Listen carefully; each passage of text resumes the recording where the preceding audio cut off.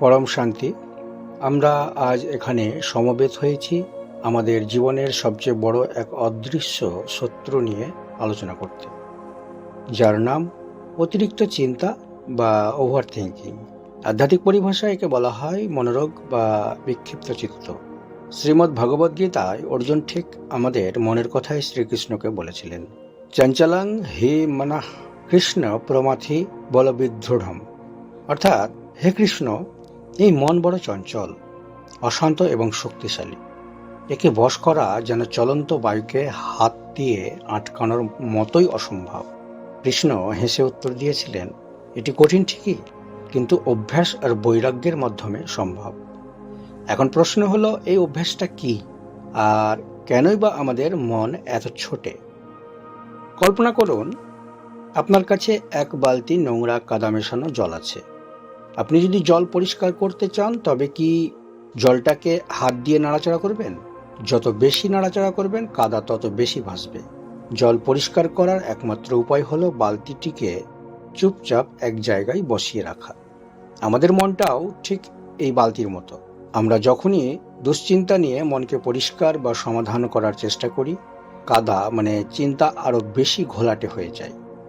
আধ্যাত্মিকতা আমাদের শেখায় মনকে না নাড়িয়ে শুধু স্থির হয়ে দাঁড়িয়ে দেখতে। কিছুক্ষণ স্থির থাকলেই চিন্তার কাদা থিতিয়ে পড়ে এবং বিবেক নির্মল হয়ে ওঠে।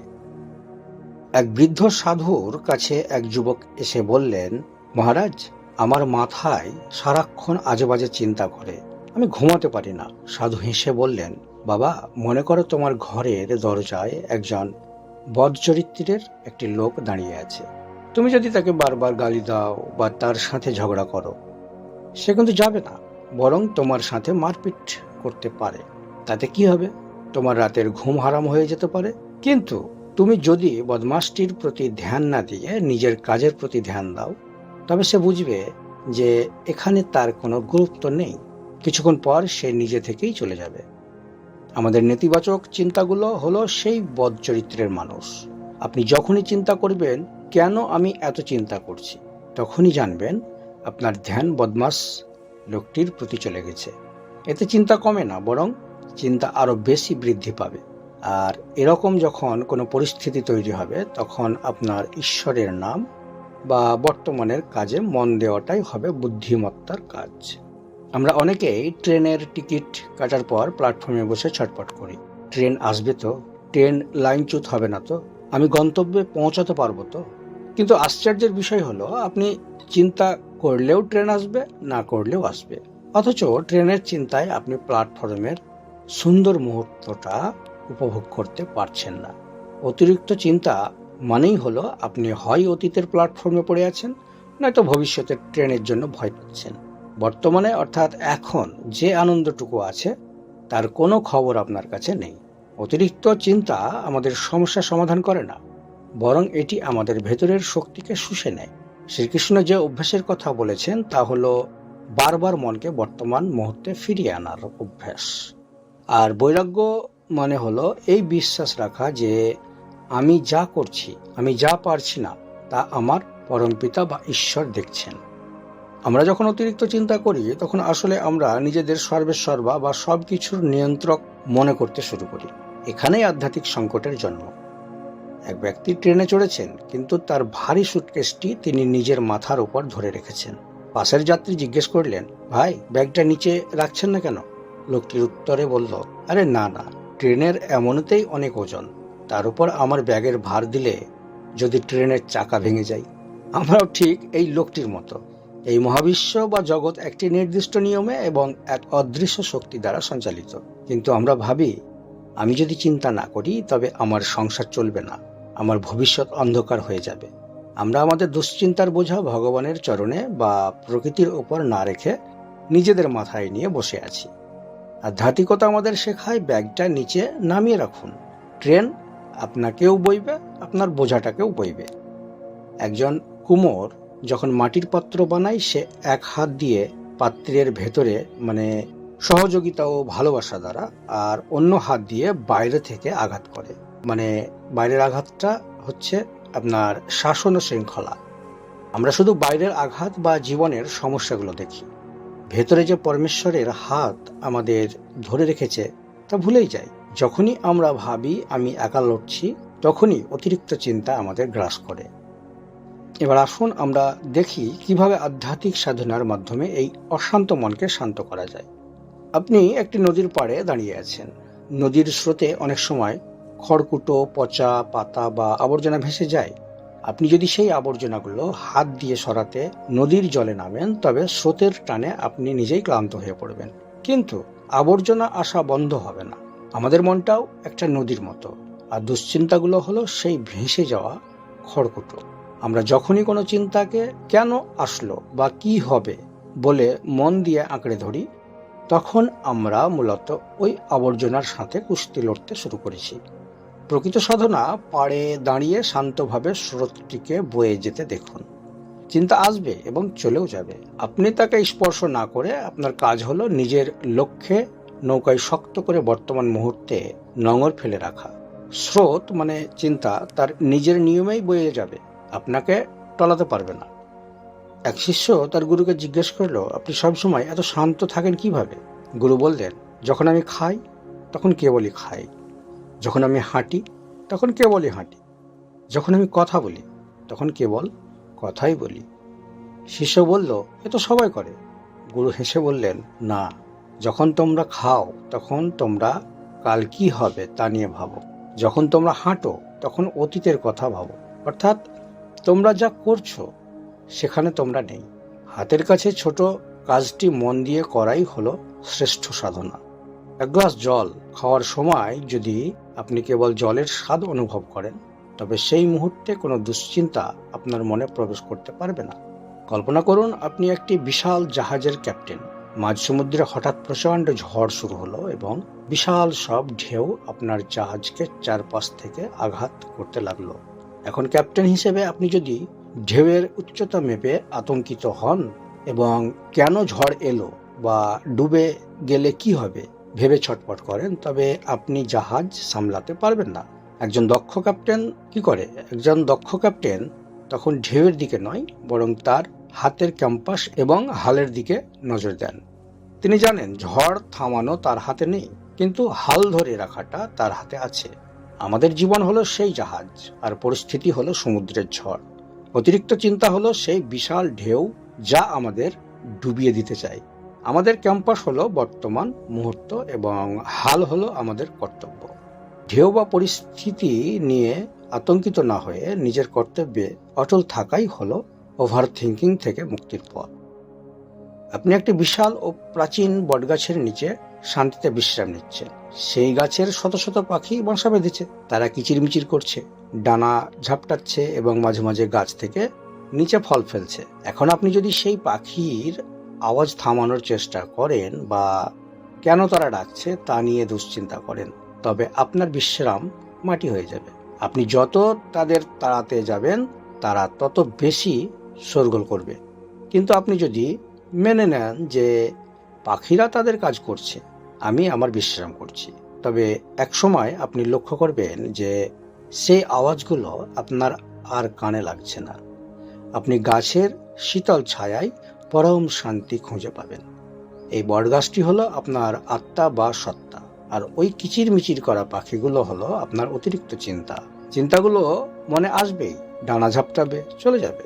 আপনি যদি তাদের সাথে যুদ্ধ না করে কেবল শান্ত হয়ে নিজের অন্তরে মানে বটগাছের ছায়ায় বিশ্রাম নিতে পারেন, তবে বাইরের কোনো গোলমালই আপনার মানসিক শান্তি নষ্ট করতে পারবে না। অতিরিক্ত চিন্তা কোনো সমাধান নয়, এটি একটি কুয়াশা। কুয়াশা যেমন রাস্তা বদলে দেয় না, কেবল রাস্তাটা দেখতে বাধা দেয়, চিন্তাও ঠিক তাই। প্রার্থনা করুন যেন আপনার মনের কুয়াশা কেটে যায় এবং আপনি ঈশ্বরের আলো দেখতে পান। নিজেকে নিজের চিন্তার সাথে মিলিয়ে ফেলবেন না। আপনি আপনার চিন্তা নন, আপনি চিন্তার দর্শক। যখনই খারাপ বা অস্থির চিন্তা আসবে, মনে মনে বলুন, আমি এই চিন্তাটি দেখছি, কিন্তু আমি এই চিন্তাটি নই। মেঘ যেমন আকাশকে স্পর্শ করতে পারে না, চিন্তাও আপনার আত্মাকে স্পর্শ করতে পারবে না। ঈশ্বর কেবল বর্তমানেই বিরাজমান। অতিরিক্ত চিন্তা মানেই সময়ের অপচয়। প্রতিদিন অন্তত কিছু সময় কেবল নিজের নিঃশ্বাসের উপর মনোযোগ দিন। শ্বাস ভেতরে আসছে, শ্বাস বাইরে যাচ্ছে। এই সাধারণ প্রক্রিয়াটি আপনাকে মহাজাগতিক শক্তির সাথে যুক্ত করে। যিনি সৃষ্টি করেছেন তিনি পালনের ভারও নিয়েছেন। গাছের পাতাটি যেমন ঈশ্বরের ইচ্ছা ছাড়া নড়ে না, আপনারও জীবন তার ইচ্ছার বাইরে নয়। নিজের দুশ্চিন্তাগুলো ঈশ্বরের চরণে সঁপে দিয়ে বলুন, আমি আমার সাধ্য মতো করেছি, বাকিটা তোমার ইচ্ছা। এই বিশ্বাসের নামই হচ্ছে শান্তি। একটি গ্রামে এক ভাস্কর থাকতেন, যিনি অসম্ভব সুন্দর সব মূর্তি বানাতেন। কিন্তু তার একটি অদ্ভুত স্বভাব ছিল। তিনি প্রতিদিন ভোরে উঠে তার ঘরের একটি বড় আয়না ঘন্টার পর ঘন্টা ধরে মুছতেন। আয়নাটি ছিল অনেক পুরনো, কিন্তু তিনি সেটাকে এতটাই পরিষ্কার রাখতেন যে মনে হতো সেখানে কোনো কাঁচই নেই। একদিন এক যুবক তার কাছে এসে আক্ষেপ করে বলল, মহারাজ, আমি অনেক চেষ্টা করি মনকে শান্ত রাখতে, সুন্দর রাখতে, কিন্তু বাইরের মানুষের কথা, চারপাশের নেতিবাচকতা আর নিজের ভেতরের দুশ্চিন্তা আমার মনটাকে একেবারেই বিষিয়ে দেয়। মনকে সুন্দর রাখা কি আদৌ সম্ভব? ভাস্কর কিছু না বলে যুবকটিকে অন্ধকার ঘরে নিয়ে গেলেন। ঘরের কোণে একটি প্রদীপ জ্বলছিল, কিন্তু সেই প্রদীপের আলো খুব একটা ছড়াচ্ছিল না, কারণ প্রদীপের উপর একটি কাঁচের চিমনি ছিল, যা প্রচণ্ড ধোঁয়া আর কালিতে ঢাকা পড়ে গিয়েছিল। ভাস্কর বললেন, বাবু, এই প্রদীপটার দিকে তাকাও। ভেতরে আলো ঠিকই আছে, কিন্তু বাইরের এই কালির আস্তরণ সেই আলোকে বাইরে আসতে দিচ্ছে না। এখন আমি যদি এই কালি পরিষ্কার করতে গিয়ে কাঁচটাকেই ভেঙে ফেলি, তবে আলোটা বাতাসে নিভে যাবে। আবার যদি পরিষ্কার না করি, তবে অন্ধকার কাটবে না। যুবকটি জিজ্ঞেস করলো, তাহলে উপায়? ভাস্কর একটি ভেজা কাপড় দিয়ে ধীরে ধীরে কাঁচের চিমনিটি মুছতে শুরু করলেন। তিনি বললেন, মনকে সুন্দর রাখা কঠিন, কারণ এই পৃথিবী ধুলোবালিতে ভরা। তুমি একবার মন পরিষ্কার করবে, বাইরের জগতের নেতিবাচকতা এসে আবার সেখানে ধুলো জমিয়ে দেবে। তাই মন সুন্দর রাখা কোনো একবেলা কাজ নয়, এটি একটি নিরন্তর সাধনা। তিনি আরো বললেন, তুমি যখন আয়না মুছছ, তখন তুমি ধুলোকে ঘৃণা করো না, বরং আয়নাটাকে ভালোবাসো বলেই পরিষ্কার করো। মনের ক্ষেত্রেও তাই। যখনই কোনো খারাপ চিন্তা বা ঘৃণা আসবে, তখন নিজের উপর রাগ না করে পরম মমতায় সেই চিন্তা সরিয়ে আবার ভগবানের নাম বা শুভ চিন্তার প্রলেপ দাও। মনে রাখবে, প্রদীপটা তোমার হাতে নেই, কিন্তু চিমনিটা পরিষ্কার রাখা তোমার হাতে। মনকে সুন্দর রাখা কঠিন, কারণ আমরা মনে করি একবার পরিষ্কার করলেই কাজ শেষ। কিন্তু আসলে মন হলো একটি বাগানের মতো। প্রতিদিন আগাছা পরিষ্কার না করলে তা সুন্দর থাকে না। মন সুন্দর রাখা কোনো গন্তব্য নয়, এটি একটি প্রতিদিনের অভ্যাস। তো বন্ধুরা, এতক্ষণ আমরা জানলাম মন কেন ছোটে। এবার আমরা শিখব কিভাবে সেই ছুটন্ত মনকে শান্ত করে দুশ্চিন্তার বোঝা নামিয়ে রাখা যায়। এক ব্যক্তি বুদ্ধের কাছে গিয়ে জিজ্ঞেস করলেন, প্রভু, আমার জীবনে এত সমস্যা কেন? আমার ভবিষ্যৎ কি হবে? লোকে আমাকে নিয়ে কেন মন্দ কথা বলে? বুদ্ধ তাকে বললেন, মনে করো কেউ তোমাকে একটি বিষাক্ত তীর মেরেছে। এখন তোমার প্রথম কাজ কি? তীরটা কে মেরেছে? ধনুকটা কিসের তৈরি? বিষটা কতটুকু কড়া? এসব নিয়ে গবেষণা করা, নাকি শরীর থেকে তীরটা আগে বের করা? লোকটি বলল, অবশ্যই তীরটা বের করা। বুদ্ধ হাসলেন এবং বললেন, অতিরিক্ত চিন্তা হলো সেই তীরের মতো। তুমি যখন ভাবো কেন এমন হলো বা কি হবে, তখন তুমি বিষটাকে রক্তে আরো ছড়িয়ে দিচ্ছ। আধ্যাত্মিকতা হলো সেই তীর বের করার অস্ত্র, কারণ যা হয়ে গেছে তার উপর তোমার হাত নেই, কিন্তু এই মুহূর্তে তীর বের করার ক্ষমতা তোমার আছে। আপনার সামনে একটি পবিত্র যজ্ঞকুণ্ড জ্বলছে। এই আগুনের ধর্ম হলো, যা কিছু তাকে দেওয়া হয় সে তাকে ভস্ম করে দেয় এবং পবিত্র করে।